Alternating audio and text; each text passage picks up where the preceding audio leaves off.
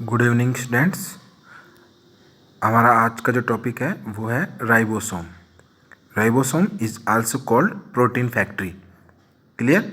ये आपने जो प्रीवियस क्लासेस हैं उनमें भी इसके बारे में थोड़ा बहुत पढ़ा होगा।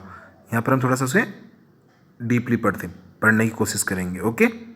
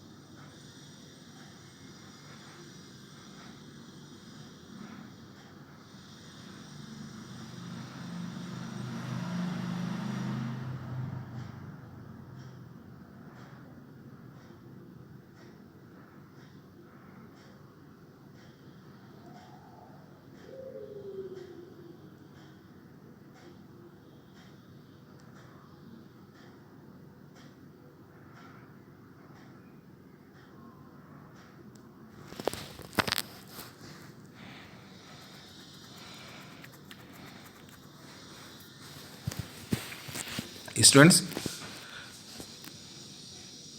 हम राइबोसोम के बारे में पढ़ रहे हैं। राइबोसोम एक सेल ऑर्गेनेल्स है। क्लियर? इसको प्रोटीन फैक्ट्री बोलते हैं। ये आपने प्रीवियस क्लासेस में डिस्कस कर चुके हैं। स्टूडेंट्स, सबसे पहले हमको ये देखना है कि सेल के अंदर राइबोसोम कहाँ प्रेजेंट होते हैं या आपको सेल में राइबोसोम कहाँ दिखेंगे। लेकिन उससे पहले हमको ये पता होना चाहिए कि सेल दो टाइप्स की होती हैं, prokaryotic cell and eukaryotic cell, है ना।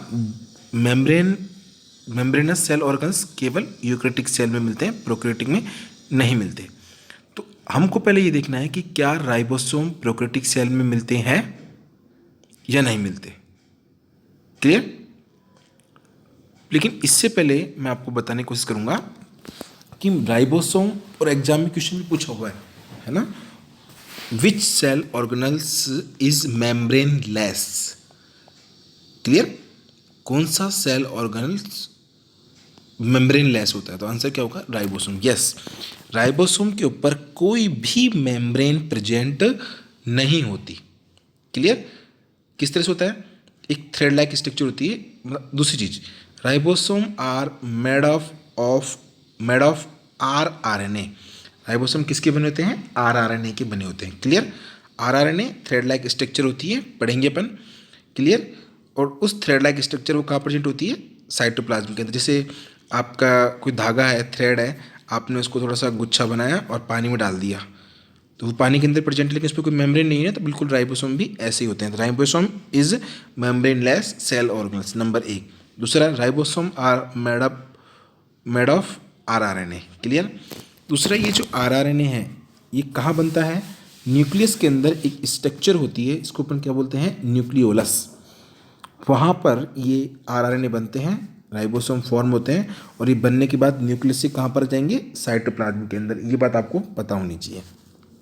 क्लियर? ये तीन बातें मैंने आपको बताई, ये बहुत ही इंपॉर्टेंट है, एग्जाम में क्वेश्चन पूछते हैं। पहला क्या? Which cell organelles is membrane less? Answer mitochondria. दूसरा, ribosome are made of answer क्या होगा? RNA।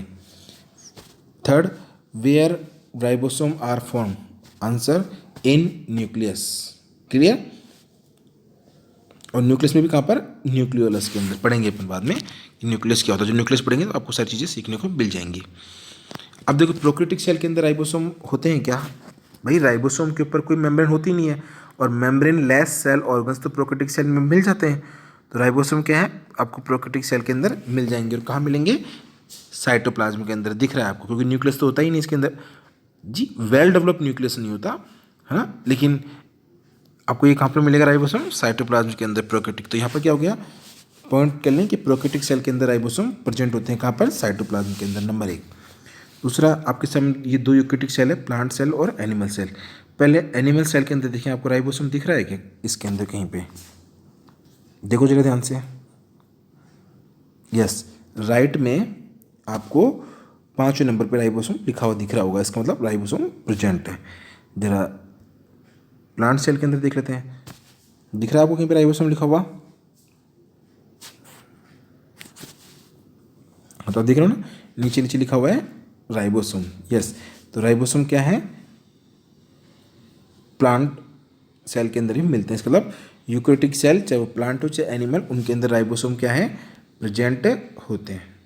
तो यहाँ पर एक बात तो क्लियर हो गई, चाहे प्रोकैरियोटिक सेल हो चाहे eukaryotic, both prokaryotic and eukaryotic cell के अंदर क्या है, राइबोसोम प्रेजेंट होते हैं। क्लियर।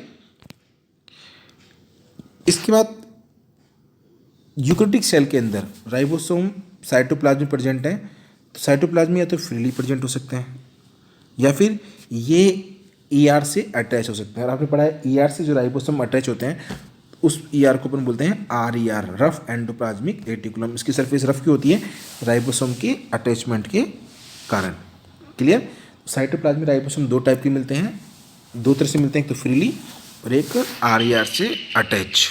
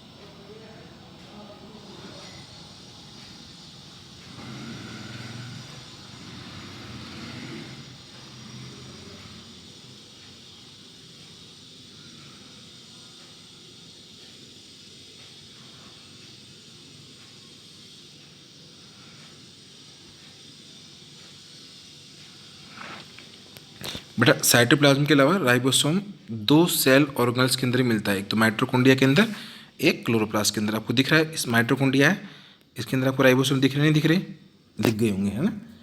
तो और ये आपके क्लोरोप्लास्ट, इसमें आपको माइटोकॉन्ड्रिया कहीं लिखा हुआ दिख रहा है, सॉरी राइबोसोम कहीं लिखा हुआ दिख रहा है, दिख रहा है। अब यहाँ से आपको सीखना है कि राइबोसोम प्रोकैरियोटिक और यूकेरियोटिक दोनों सेल के अंदर मिलते हैं। क्लियर। यूकेरियोटिक सेल के अंदर राइबोसोम साइटोप्लाज्म में फ्रीली मिलते हैं और रफ एंडोप्लाज्मिक रेटिकुलम की सरफेस से अटैच भी होते हैं। दूसरा, ये दो सेल ऑर्गेनल्स माइटोकॉन्ड्रिया और क्लोरोप्लास्ट के अंदर भी ये क्या है, प्रेजेंट होते हैं। क्लियर। बेटा इसके अलावा राइबोसोम को प्रोटीन फैक्ट्री क्यों बोलते हैं, समझने की कोशिश करना। ये एमआरएनए ये बनता है न्यूक्लियस के अंदर, न्यूक्लियस में एमआरएनए बनने के बाद कहाँ पर आ गया, साइटोप्लाज्म में। अब साइटोप्लाज्म में राइबोसोम की दो यूनिट होती हैं, स्मॉल और लार्ज। देखो इसमें देखो आप इस डायग्राम में राइबोसोम की दो यूनिट होती हैं, स्मॉल और लार्ज। तो साइटोप्लाज्म में राइबोसोम की दोनों यूनिट इससे अटैच हो जाती है, दिख रहा है आपको। फिर प्रोटीन की चैन बनती है, कैसे बनती है बात की बात, और बाद में दोनों अलग हो जाती हैं। क्लियर। इस तरह से राइबोसोम प्रोटीन सिंथेसिस में हेल्प करता है। क्लियर। दूसरा, राइबोसोम जो है ये आपको इलेक्ट्रॉन माइक्रोस्कोप में विजुलाइज होगा एक ग्रेनुलर पार्टिकल के फॉर्म में। इसकी जिस डिस्कवरी है वो किसने की थी, जॉर्ज पेलाडी ने 1953 में की थी। क्लियर। राइबोसोम किसका बना होता है, राइबोसोम आरएनए का बना होता है। इसके बाद राइबोसोम पर कोई मेम्ब्रेन प्रेजेंट नहीं होती है ना, ribosome are not surrounded by any membrane. इसके बाद ह्यूमन में आरबीसी के अलावा या मैमलियन आरबीसी के अलावा राइबोसोम सभी जगह मिलेंगे, both prokaryotic and eukaryotic cell के अंदर। एक बात और है कि राइबोसोम क्या है, स्मॉलेस्ट सेल ऑर्गेनेल्स है ना।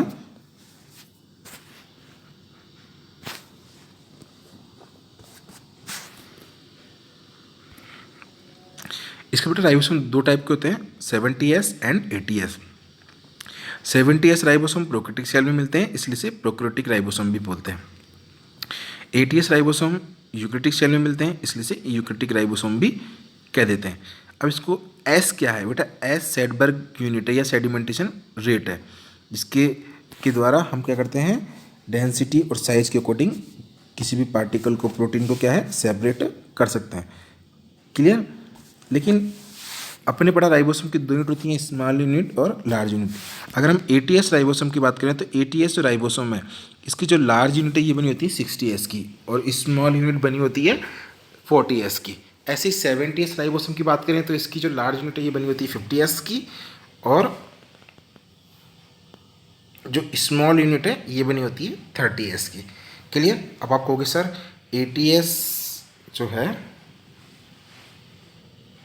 60 + 40 तो 100 हो जाता है, यहाँ पर 80 कैसे, और 50 + 30 80 होता है, 70 कैसे। बेटा टोटल मत देखिए यहाँ पर, ये आपको किस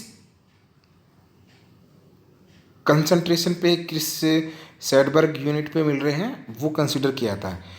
दूसरा ये स्मॉल जो लार्ज यूनिट है ये क्या होती हैं, सेपरेट होती हैं, लेकिन इनकी जो अटैचमेंट है ये मैग्नीशियम कंसंट्रेशन पे डिपेंड करता है। अगर मैग्नीशियम कंसंट्रेशन 0.001 m से कम है तो ये दोनों अलग अलग रहेंगी, अगर इससे ज़्यादा है तो ये दोनों अटैच रहेंगी। लेकिन अगर इनकी कंसंट्रेशन काफ़ी ज़्यादा बढ़ जाती है, जैसे 100 टाइम इंक्रीज होती है, तो राइबोसोम का डायमीटर भी क्या होता है, बढ़ जाता है। कैसे बढ़ता है देखो, मैं आपको दिखाऊंगा। ये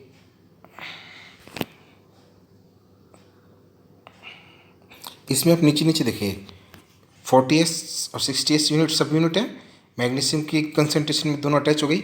लेकिन अगर मैग्नीशियम की कंसंट्रेशन 10 टाइम इंक्रीज कर दी तो क्या हो गया, जो आपकी ATS राइबोसोम है वो दोनों क्या हो गए, साथ जुड़ गए। दिख रहा है आपको, क्लियर। इसके देखिए पॉली राइबोसोम क्या होता है, अगर कई सारे राइबोसोम mRNA पे अटैच हैं तो इसको अपन बोलते हैं पॉली राइबोसोम। तो राइबोसोम का जो अटैचमेंट है ये किस पे डिपेंड करता है, मैग्नीशियम कंसंट्रेशन पे डिपेंड करता है। इसके बाद आप देख रहे हैं 70s राइबोसोम, क्लियर। इसकी विथ और लेंथ दे रखी है, 80s राइबोसोम की विथ एंड लेंथ दे रखी है ना।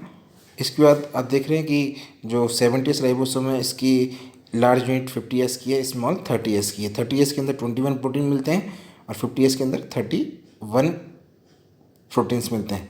लार्ज की बात करें तो इसमें दो यूनिट है, 60s के अंदर 45 प्रोटीन, और जो स्मॉल यूनिट है 40s इसके अंदर 33 प्रोटीन मिलते हैं, है ना।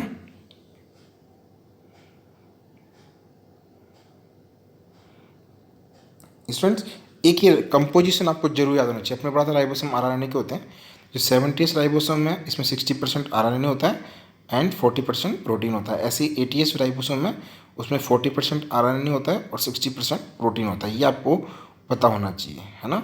जो 60s राइबोसोम है उसके अंदर 3 टाइप के RNA होते हैं, 28S, 5.8S and 5S। 40S जो यूनिट है इसके अंदर एक की तरह का RNA होता है, 18S।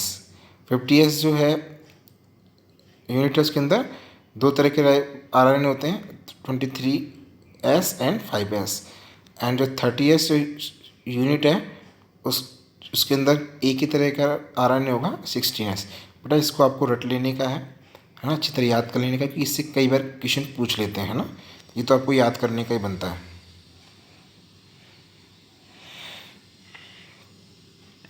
बेटा एक राइबोसोम पे की जो लार्ज यूनिट है, जब इस पे 3 साइट होती हैं, E साइट, P साइट और A साइट।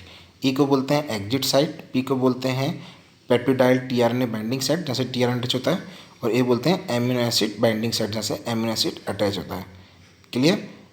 जब अपन प्रोटीन सिंथेसिस पढ़ेंगे तब आपको इनका इंपॉर्टेंस पता लग जाएगा, लेकिन आपको पता होना चाहिए कि राइबोसोम की लार्ज यूनिट पे कितनी साइट होती हैं, EPA exit site, peptidyl tRNA binding site और एक एमिनो एसिड बाइंडिंग साइट।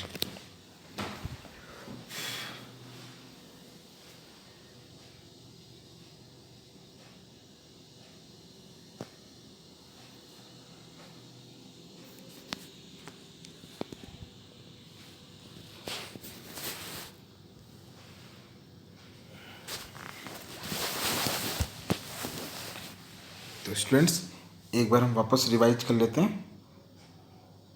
हम पहले पढ़ रहे थे राइबोसोम कहाँ मिलेगा, राइबोसोम आपको प्रोकैरियोटिक सेल के अंदर मिलेगा, लेकिन यहाँ पर राइबोसोम कौन सा है, 70S। इसके बाद राइबोसोम आपको यूकैरियोटिक सेल में मिलेगा, चाहे प्लांट और एनिमल दोनों के अंदर मिलेगा। क्लियर। यहाँ पर कौन सा होगा, ATS राइबोसोम। इसके बाद राइबोसोम साइटोप्लाज्म में फ्रीली भी हो सकता है और या फिर RAR से अटैच हो सकता है, लेकिन ये कौन से हैं, ATS क्योंकि यूकैरियोटिक सेल है। इसके बाद राइबोसोम माइटोकॉन्ड्रिया के अंदर भी मिलेंगे। माइटोकॉन्ड्रिया के अंदर कौन सा राइबोसोम है, 70S। ऐसे ही आपको क्लोरोप्लास्ट के अंदर राइबोसोम मिलेंगे, पर वो कौन से हैं, 70S, याद रखना। इसके बाद राइबोसोम की 2 यूनिट होती हैं, है ना। Small unit and large unit. Ribosome की डिस्कवरी पेलाडी ने की थी। राइबोसोम आरएनए के बने होते हैं। राइबोसोम पे कोई मेम्ब्रेन प्रेजेंट नहीं होती। Ribosome is also called protein factory. 70s ribosome is also called prokaryotic ribosome and 80s ribosome is also called eukaryotic ribosome. 80s जो राइबोसोम में उसकी 2 यूनिट होती है, लार्ज वाली 60s एंड स्मॉल वाली 40s। और जो 70s राइबोसोम प्रोकैरियोटिक राइबोसोम में उसकी 2 यूनिट होती है, लार्ज वाली 50s एंड स्मॉल वाली 30s। क्लियर। इन दोनों लार्ज और स्मॉल यूनिट का अटैचमेंट किस पर डिपेंड करता है? मैग्नीशियम आयन कंसंट्रेशन पे। अगर मैग्नीशियम आयन कंसंट्रेशन 0.001 m से अगर कम है तो ये दोनों अलग अलग रहेंगी, और अगर ज़्यादा है तो ये अटैच रहेंगी। क्लियर। अगर magnesium ion concentration 10 time increase कर देंगे तो क्या होगा? 80s के राइबोसोम जुड़ जाएंगे। क्लियर। उसका डायमीटर क्या होगा? 120s। क्लियर। डाइमर, डाइमर मतलब 2 जुड़ जाते हैं, डाइमर है ना। 70s राइबोसोम जुड़ जाएंगे तो उसको लेकिन इसका जो डाइमर बनेगा वो कितना होगा? 100s। क्लियर। ये आप देख ही रहे हो, राइबोसोम की 2 यूनिट होती हैं, लार्ज और स्मॉल, है ना। 70s में लार्ज वाली कितने की होती है? 80s में लार्ज वाली कितनी की होती है? 70s में स्मॉल वाली कितनी की होती है? 80s में स्मॉल वाली कितनी होती है? आपको पता होना चाहिए। ये कंपोजिशन आपको याद रहना ही चाहिए। राइबोसोम की लार्ज यूनिट पे 3 साइड होती हैं, ई साइड, बी साइड, ए साइड, है ना। ई को एग्जिट साइड, पी को पेप्टिडाइल टीआरएनए बाइंडिंग साइड और ए को एमिनो एसिड एंटी साइड। बहुत ही सिंपल राइबोसोम। आप इसकी क्वेश्चन सॉल्व करना, है ना। आई होप आपको सारे क्वेश्चन सॉल्व हो जाएंगे। कोई प्रॉब्लम हो तो डिस्कस करेंगे।